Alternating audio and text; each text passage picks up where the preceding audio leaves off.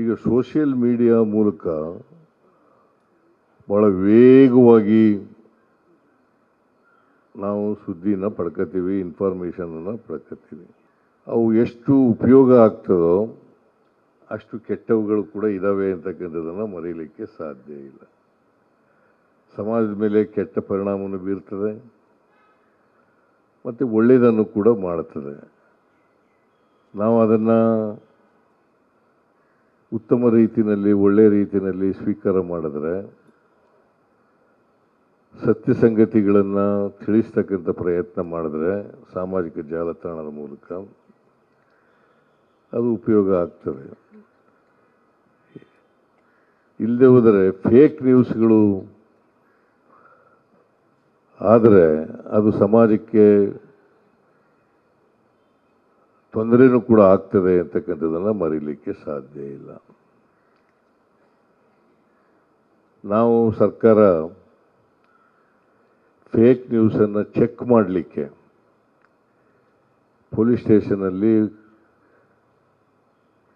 ನಾವು ಇದನ್ನು ನಿಯಂತ್ರಣ ಮಾಡಲಿಕ್ಕೆ ಪ್ರತಿ ಜಿಲ್ಲೆನಲ್ಲೂ ಕೂಡ ಒಂದು ಘಟಕಗಳನ್ನು ಪ್ರಾರಂಭ ಮಾಡಿದ್ದೀವಿ. ಮಾಧ್ಯಮದಲ್ಲಿ ಎಲೆಕ್ಟ್ರಾನಿಕ್ ಮಾಧ್ಯಮ ಇರ್ಬೋದು, ಪ್ರಿಂಟ್ ಮಾಧ್ಯಮ ಇರ್ಬೋದು, ಅದರಲ್ಲಿ ಸ್ಪೆಸಿಫಿಕ್ ಆಗಿ ಸುದ್ದಿ ಕಲೆಕ್ಟ್ ಮಾಡ್ತಕ್ಕಂಥವರು, ಸುದ್ದಿಯನ್ನು ಎಡಿಟ್ ಮಾಡ್ತಕ್ಕಂಥವ್ರು ಇರ್ತಾರೆ. ಇದರಲ್ಲಿ ಯಾರು ಬೇಕಾದರೂ ಅವರ ಅಭಿಪ್ರಾಯಗಳನ್ನು ವ್ಯಕ್ತ ಮಾಡಬಹುದು. ನಾನು ಅದಕ್ಕೆ ಈ ಸಾಮಾಜಿಕ ಜಾಲತಾಣ ಇದೆಯಲ್ಲ, ಸೋಷಿಯಲ್ ಮೀಡಿಯಾ ಇದೆಯಲ್ಲ, ಇದು ನೋಡೋದೇ ಬಿಟ್ಬಿಟ್ಟಿದ್ದೀನಿ ನಾನು. ಈಗ ಫಸ್ಟ್ ಆಫ್ ಆಲ್ ನಾನು ಮೊಬೈಲ್ ಫೋನ್ ಇಟ್ಕೊಂಡಿಲ್ಲ. ಮೊಬೈಲ್ ಫೋನ್ ಇಟ್ಕೊಳ್ಳದೇ ಇರೋದರಿಂದ ಸೋಷಿಯಲ್ ಮೀಡಿಯಾದಲ್ಲಿ ಏನು ನಡೀತದೆ, ಏನೇನು ಆಗ್ತದೆ ಅಂತಕ್ಕಂಥದ್ದು ಕೂಡ ನನಗೆ ಗೊತ್ತಾಗೋದಿಲ್ಲ. ನನ್ನ ಮಗ ಹೇಳ್ತಾ ಇರ್ತಾನೆ, ಹಿಂಗೆಲ್ಲ ಸರ್ಕಾರದ ಬಗ್ಗೆ ಅಭಿಪ್ರಾಯ ವ್ಯಕ್ತ ಮಾಡಿದ್ದಾರೆ ಅಂಥೇಳಿ ಅವನ್ನೆಲ್ಲ ಹೇಳಿದಾಗ ಗೊತ್ತಾಗೋದು ನನಗೆ. ಅಲ್ಲದೆ ಹೋದರೆ ನಾನು ನೋಡೋಕ್ಕೆ ಹೋಗೋದಿಲ್ಲ. ಸೊ ಮೊದಲಿನಿಂದ ಇಟ್ಕೊಂಡಿಲ್ಲ ನಾನು ಮೊಬೈಲ್ ಫೋನನ್ನು.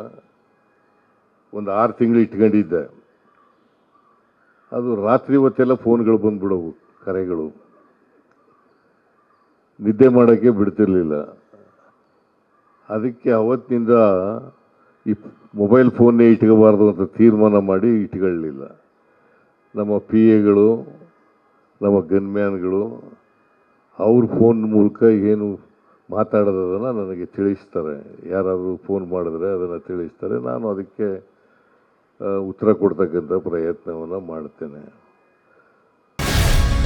ಗ್ಯಾರಂಟಿ ನ್ಯೂಸ್, ಸುದ್ದಿ ಖಚಿತ, ನ್ಯಾಯ ನಿಶ್ಚಿತ.